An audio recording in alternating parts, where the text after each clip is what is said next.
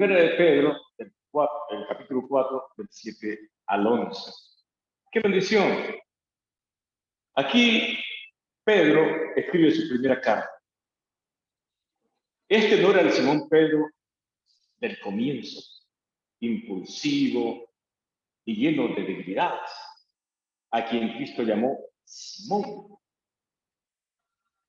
Este era el Pedro que Cristo había profetizado que se convertiría en una roca. El mismo hombre que se había disciplinado a través de años de sufrimientos y fe, y se había fortalecido con el bautismo del Espíritu Santo. La carta, evidentemente, pienso, pertenece a los últimos periodos de su vida. Pero Pedro es un ejemplo maravilloso.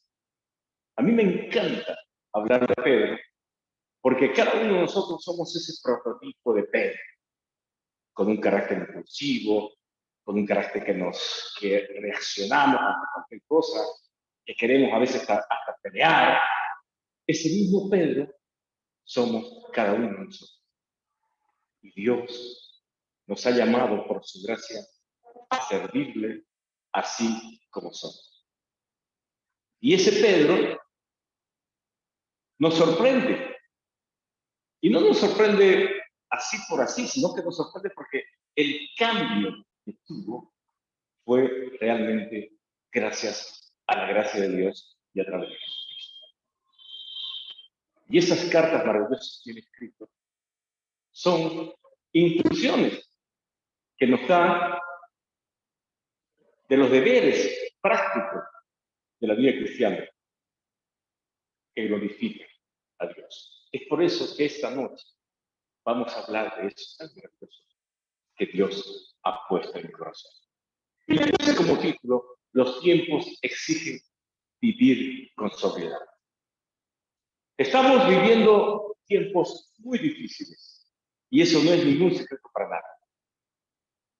Estamos viviendo momentos en que la gente a lo bueno le llama malo y a lo malo le llama bueno. Estamos viviendo tiempos en que la gente más confía en los ídolos que en el Dios Todopoderoso, el verdadero Dios. Estamos viviendo esos tiempos. Y Pedro nos habla en el versículo 7. Vamos a ver, 1 de Pedro 4, 7. Nos dice: mas el fin de todas las cosas se acerca. Sed pues sobrios y velad en oración. ¿Qué nos está diciendo? Nos está diciendo que debemos estar preparados siempre. En estos últimos tiempos que vivimos, mucha gente se da el lujo de dar fecha y hora de la venida del Señor. Es increíble.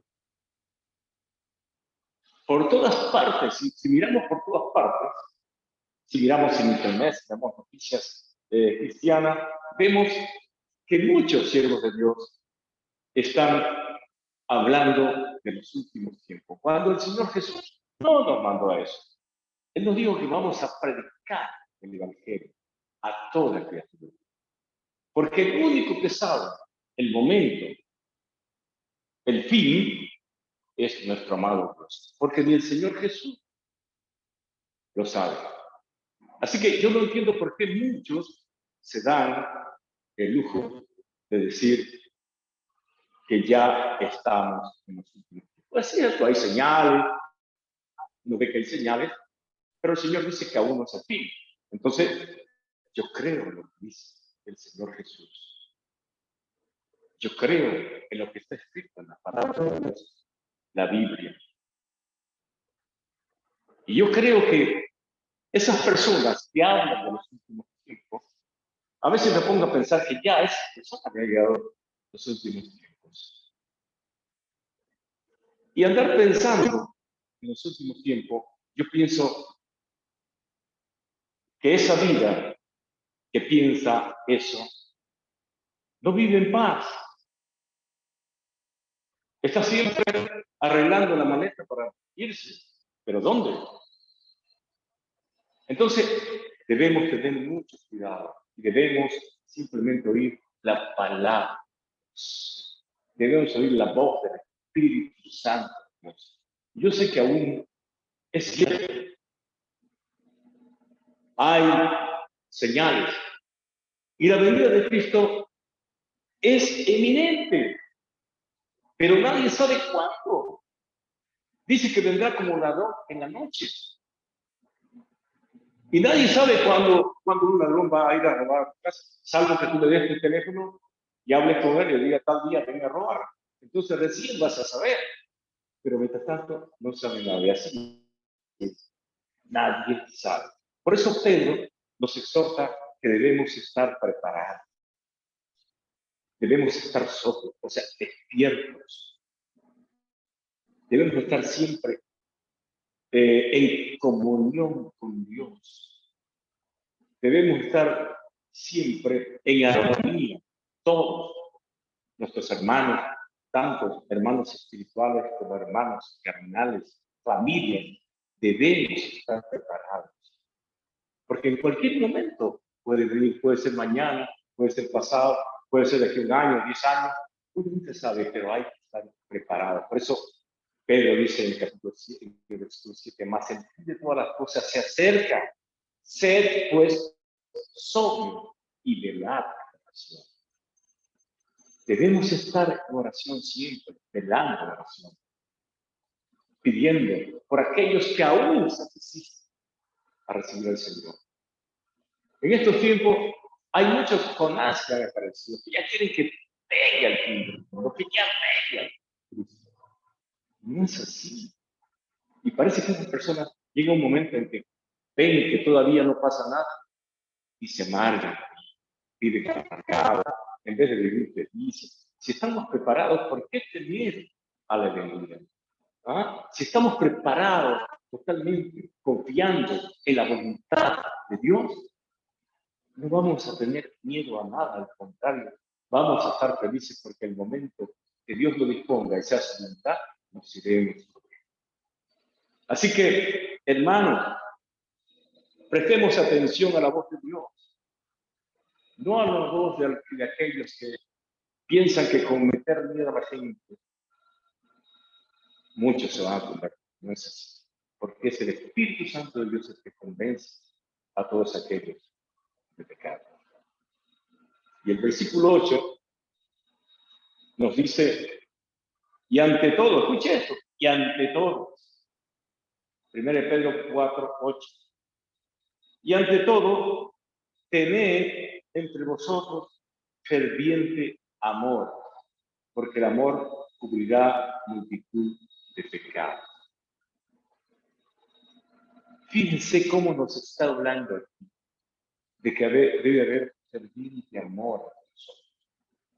Tanto en la iglesia que nos congregamos, como en la familia que tenemos, con los vecinos.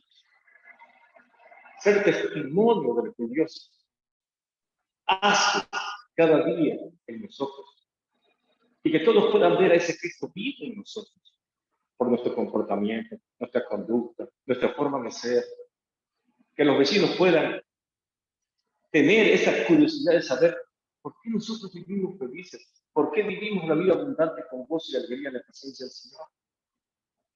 Entonces, cuando ellos vienen y te preguntan con alegría y con gozo, decimos, porque tenemos a Cristo en nuestro corazón, y tú también lo puedes tener. Tú también puedes disfrutar de lo que nosotros disfrutamos. Entonces, Pedro nos exhorta a que nos amemos fraternalmente, a que no tengamos problemas entre hermanos, a que no tengamos problemas entre familia, a que nos pidamos perdón. Imagínense, estar preparado precisamente es no tener cuentas absolutamente con nadie. Es estar en paz con Dios. Eso es lo que Pablo dice, que nos amemos fraternalmente. Entonces, debemos oír la voz de Dios a través de sus siervos, en esta oportunidad el apóstol Pedro. Son hombres que realmente cambiaron sus vidas. Son hombres que dieron su vida por amor a Cristo. Y nosotros también debemos hacer lo mismo, porque eso es lo que debe sentir un hijo de Dios, dar la vida por sus hermanos, hablándoles de lo que es lo maravilloso, de lo que es vivo, de lo que es ese Cristo vivo que vive y reina para siempre. Y el versículo 9 nos exhorta también algo tan hermoso, que nos ayudemos mutuamente. Dice, hospedados los unos a los otros sin murmuración, ayudarnos mutuamente. Y no solamente en el hospedaje. Muchas veces tenemos hermanos que también vienen de otros países, de otros lugares.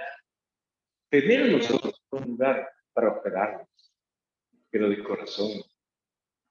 Y no solamente hospedarlos, sino brindarles el alimento, darles amor, darles eso que ellos necesitan, una palabra de ánimo, una palabra de aliento, una palabra que realmente levante a esa mano. Entonces, esa exhortación es para todos, que nos ayudemos, que nos demos la mano, que no nos escondamos de aquellos que necesitan, que al contrario, podamos decirles, estamos aquí para ayudarnos, pueden venir, nos vamos a ayudar. Así tengamos, de lo poco que tengamos, compartámoslo. Si tenemos un pan, partámoslo por la mitad y démosle. Si tenemos un plato de comida, pues partamos la mitad y démosle. Cuando compartamos las bendiciones que Dios nos da. No simplemente decir, Dios me bendice, sino también hay que compartir la bendición. Y eso nos exhorta, Pablo, a que nos ayudemos mutuamente absolutamente en todo. En todo, hermano. Y van a ver ustedes cómo la gloria de Dios diaria. Y el versículo 10, este versículo 10 me encanta. Dice, cada uno, según el don que ha recibido, ministrelo a los otros, como buenos administradores de la multiforme gracia de Dios. ¿Qué significa la multiforme gracia de Dios? Esto es tan hermoso que realmente nuestro corazón se expande para hablar de lo que Dios es en nuestra vida, de lo que Cristo es en nosotros. Y miren ustedes, significa que se puede sentir la gracia de Dios en diferentes formas. Preste atención. Existe la gracia de Dios para alabar en medio de los problemas y hacer que ocurran milagros. En Hechos 16:25, lo vamos a leer, Hechos 16:25, es una bendición. Hechos 16:25. O sea, no lo puse ahí porque es prácticamente parte de la prédica, ¿no? Hechos 16:25. Si alguien lo tiene ahí, puede leerlo, lo que dice aquí. Hechos 16:25 dice, pero a medianoche, orando, Pablo y Silas cantaban himnos a Dios y los presos los oían. Imagínense la gracia de Dios se manifiesta en los lugares donde realmente pareciera que nada se puede hacer. Pero como para Dios nada es imposible, ahí Pablo y Silas, presos, alababan a Dios. Y es lo mismo que nosotros, muchas veces no tenemos ganas, porque tenemos problemas, pero la gracia de Dios nos hace ir a la iglesia para alabarlo. En medio de los problemas, nosotros tenemos que alabar a Dios. No tenemos que ser indiferentes. Al contrario, cuando más problemas hay, es cuando más debemos buscar a Dios. Es cuando más debemos buscar a Dios. Entonces, esa gracia de Dios nos permite alabarlo en medio de los problemas y nos olvidamos de todo y salimos felices porque hemos ido alabar a Dios. Después existe la gracia de Dios para saber responder a las acusaciones y no permitir que salgan palabras deshonestas de nuestra boca mientras hablamos. Vamos a Colosenses 4:6. Colosenses 4:6. Dice, sea vuestra palabra siempre con gracia, sazonada con sal, para que sepáis cómo debéis responder a cada uno. Usted sabe que en estos tiempos mucha gente que sirve al Señor está siendo atacada de alguna forma, ¿no? Se burlan. Un sinfín de cosas que pareciera que lo quieren sacar a uno de casilla, como decimos vulgarmente, pero no es así, porque la gracia de Dios nos permite responder a las acusaciones sin enfadar, sin decir palabras deshonestas, sin hablar cosas sin sentido, sin difamar, sin siquiera defendernos, porque el que nos defiende es Cristo Jesús. Él habla por cada uno de nosotros siempre. Así que no debemos temer. Si nos insultan, gloria a Dios. Si hablan de nosotros, gloria a Dios. Así que no te preocupes si hablan a tus espaldas, porque por algo están detrás tuyo. Por eso es que hablan a tus espaldas. Así que no te preocupes, tú continúa, tú no oigas las voces aquellas que tratan de frenar tu caminar con Cristo. Tú sigue adelante, porque el que va adelante es el Señor. Y existe también la gracia fortalecedora, la que nos levanta aún en medio de las enfermedades para predicar a Cristo. Y Timoteo nos habla, 2 Timoteo, el capítulo 1, ahí vamos a ver de cómo Dios nos habla a través de Timoteo de la gracia fortalecedora. 2 Timoteo 1 dice, tú pues, hijo mío, esfuérzate en la gracia que es en Cristo Jesús. Eso es lo que debemos hacer.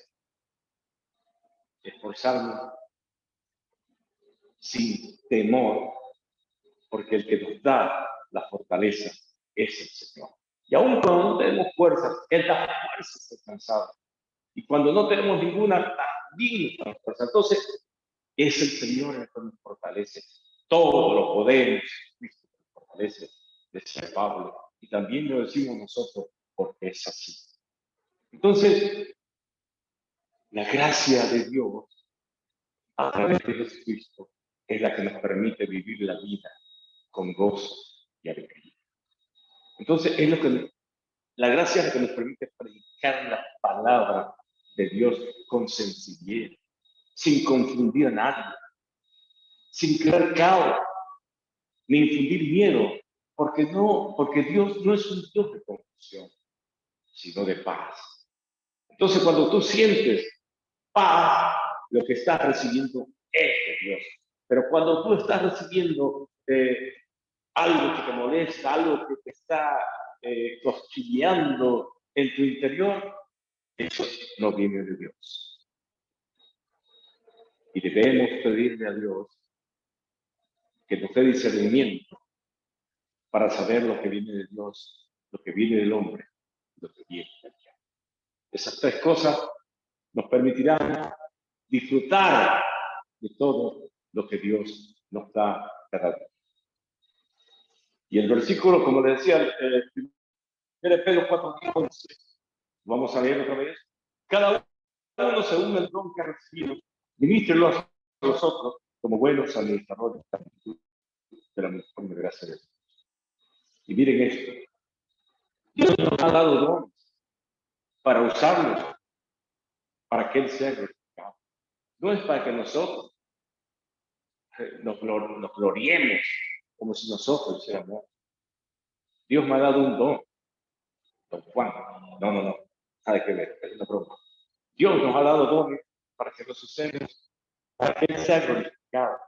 El don de la palabra, el don de servir, el don de seguir adelante siempre confiando en el Señor. Dios nos ha dado dones que debemos ponerlo al servicio de Él siempre. Y mire usted, aquí nos da, en el versículo 11, nos da las pautas precisas. Si alguno habla, hable conforme a las palabras de Dios. Si alguno ministra, ministre conforme al poder que Dios da, para que en todo sea Dios glorificado por Jesucristo, a quien pertenecen la gloria y el imperio por los siglos de los siglos. Amén. Entonces, hermanos amados, los tiempos que estamos viviendo exigen que vivamos con sobriedad, que vivamos en amor, que vivamos unidos, que no tengamos problemas con nadie, que no prestemos oídos a la falsedad que nos ofrece este mundo, que no nos dejemos llevar por doctrinas negativas, que no nos dejemos llevar por nuestro orgullo, por nuestra vanidad, y esas cosas nos apartan de Dios. Vivamos la vida abundante en Cristo Jesús cada día, porque Él es el que nos da la vida para vivirla, para gozarla y para darla en gratitud a todo lo que Dios hace cada día por nosotros. La vida sé que no es fácil. La vida cada día se pone un poco difícil. Pero ¿para quién se pone difícil? Para aquellos que confían en sus propias fuerzas, para aquellos que se creen autosuficientes, pero para aquel que confía en Dios totalmente, la vida se vuelve llevadera, porque la bendición viene de Dios, porque la protección viene de Dios, porque la provisión viene de Dios, porque la vida viene de Dios cada día. Ese soplo de vida que Dios nos da cada día para vivir la vida es producto de la gracia de Dios para cada uno de nosotros, sus hijos. Y aún aquellos que aún se resisten, la misericordia de Dios también les da el soplo de vida y les provee lo que necesitan, porque el amor de Dios es grande, el amor de Dios es inmenso, más eso que el mar, imagínese usted. Entonces, hermanos amados, no prestemos atención a aquellos que quieren confundir. Vamos a la palabra de Dios, el manual de instrucciones tenemos, y escudriñemos lo que Dios tiene en este libro maravilloso, esta riqueza tan grande que tiene para cada uno de nosotros. Entonces, hermanos, obedezcamos a Dios. Vivamos la vida con gozo. No dejemos que nada nos amargue. No nos dejemos amargar con nada. Si hacemos las cosas, hagámoslas con amor. Con amor. No nos maltratemos unos a otros. No maltratemos a nuestra familia. No maltratemos a nuestra esposa. No seamos desagradecidos con Dios. Estamos en un tiempo en que el amor de Dios es el que va a prevalecer siempre en las familias, en las parejas, en los hijos, en los hogares. Ese amor de Dios es el que debemos disfrutar día a día. Con un te amo a nuestra esposa, con un te amo a nuestros hijos, con un te amo a nuestra madre, a nuestro padre, con un te amo a nuestro tío, nuestro abuelo, con un te amo a nuestros hijos. Eso es lo que va a despertar en aquellos que aún se resisten a creer en Cristo, va a despertar la curiosidad por saber por qué mi vecino es diferente a otro vecino. Y ese es el testimonio vivo. Tú no estés dando testimonio de testimonios de tu vida de hace 60 años atrás. No, el testimonio verdadero es el testimonio diario, es el testimonio de hoy. Ese es el verdadero testimonio. Entonces, hermanos queridos, estemos preparados siempre. Estemos con la gracia de Dios viva en nosotros para que otros también puedan disfrutar de la gracia de Dios con nuestro comportamiento, con nuestra vida llena de amor. Entonces, hermanos, este es el mensaje que quería darles. Este es el mensaje que Dios puso en mi corazón. Y doy la gloria y la honra a Él porque es para su gloria. Así que, hermanos, estemos preparados. No estés pensando que Cristo viene mañana.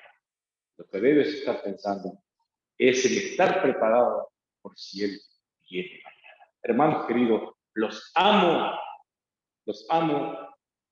y vamos a orar. Amado Dios, gracias por este momento con mis hermanos. Gracias, Padre, porque te he obedecido, Señor. He obedecido a tu Santo Espíritu. Y heme aquí, Señor, para seguir siempre hablando de ti. Porque eso es lo que tú quieres, Señor. Que te conozca a ti.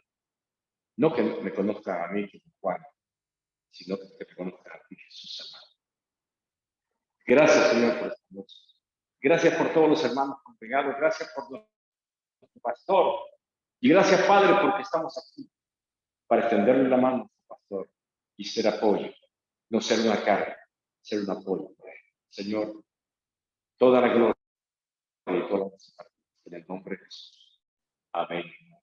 Ya. Amén. Amén, pastor. Amén. Amén. Amén. Gracias, Gloria a Señor. Dios. Te damos la gloria a ti, Dios, Amén. la honra. Gracias, Señor. Gloria a Dios. Gloria a Dios. Para ti Por sea tu toda la palabra, honra. Padre Santo. Gracias por la palabra que has puesto en la vida del pastor Juan. Bueno, mejor no lo ha podido decir. Yo solo quería, antes de que tome la palabra la pastora, comentarles que nunca con el pastor Juan nos hemos puesto de acuerdo en el tema. Yo nunca le he dicho, usted tiene que hablar de esto y esto es lo que tiene que decir. Nunca. Ya lleva muchas prédicas con nosotros. Siempre es lo que el Espíritu Santo ha colocado en la vida del pastor Juan. Y tal cual él lo explicó, tal cual es así. Así como él lo dijo. Este no es un evangelio negativo, no es un evangelio de desastres. Esas no son las buenas nuevas cuando se hablan de tiempos malos, de la que viene la tribulación y lo que está ocurriendo en el mundo. Con eso la gente no se va a convertir. La gente se va a convertir con lo que él explicó y con lo que nosotros también hemos venido hablando. Un mismo sentir, un mismo espíritu.